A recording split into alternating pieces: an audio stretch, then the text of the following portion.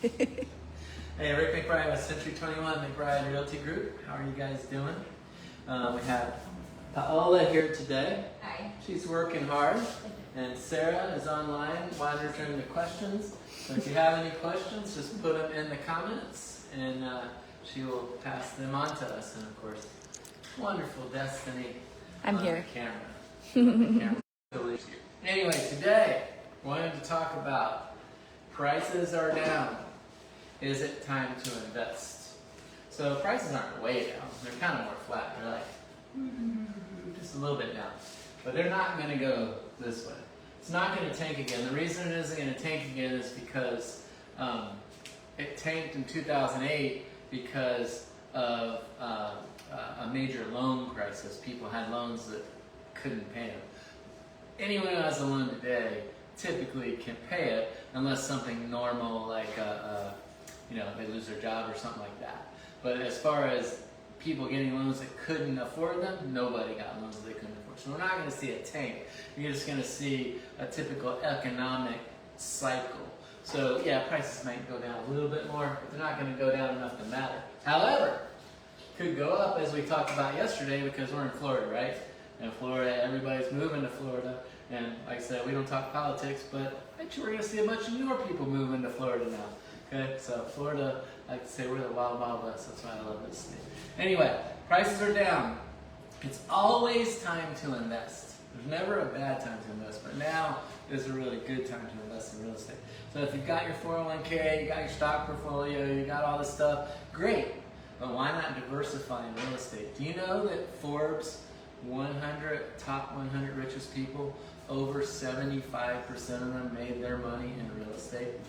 Most of them made their money in real estate. Of course, you've got the tech guys that created AI and all that stuff, and you got your Elon Musks and your people like that. But the other ones, they're just hardworking people who invested in real estate and worked their real estate. So real estate is by far one of the best ways to make money. Because number one, what does it do? It cash flows. So if you say, buy something, and if you pay cash for it, and you rent it for $2,500, you're going to have $2,500 a month in your pocket. Huh? 2 minutes left. If you, I'm famous for running over. I know. I just got the 2-minute warning. No, can I keep it feel good? So time to invest. So also it will cash flow. So it'll basically put a steady stream of money in your pocket. So if you invest $200,000 and you make $2,000 a month, that's $24,000. So you're making good money, right? We'll work on that later. Exactly what it is. It also grows. So even if you don't cash flow, back in the day, when I first started in real estate, you would buy property and hope to break even on your cash flow while the property appreciated. So you get this income, the $24,000 a month, and then you get this appreciation. So when you go to sell it later, let's say you bought it for $200, and now it's worth $300, well, you made that $100,000. But what did you do with that $100,000? You don't have to pay it until capital gains. And if you set up your estate right and you pass it on to your people right, they won't have to pay taxes on it either.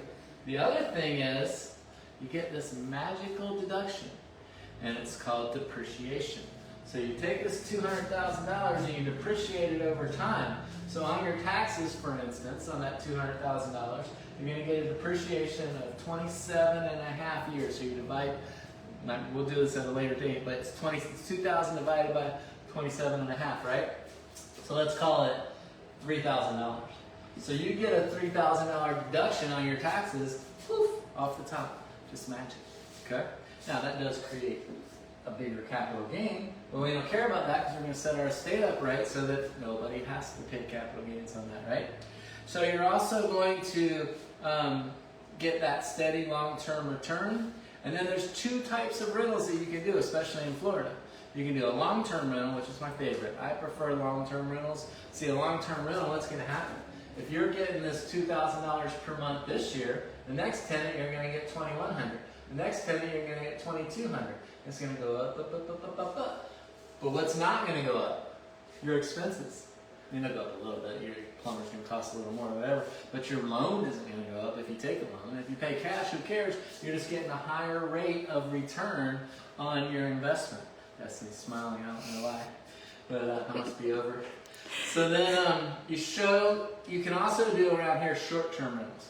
They require a little bit more work, but they can often be profitable as well. So short-term rentals, your Airbnbs, your Verbos, whatever. So if you do an Airbnb, you're renting it by the week, but then you have to have a little bit more hands-on, okay, to do that. There's also people that will manage that. We don't do that type of management, but there are people that will manage your short-term rental that we'd be happy to refer you to.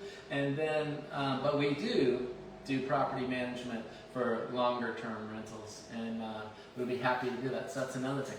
You buy the property, you hire a property manager, and all you do is collect. We just deposit money in your bank every week, every week, every week, every week.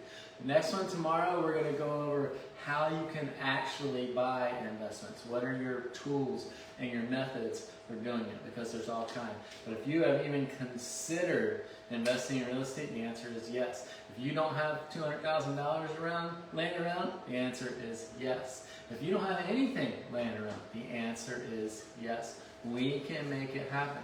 Just give us a call. We'll make it happen for you. 386-866-1007. Call us today. Great. Thank you for watching.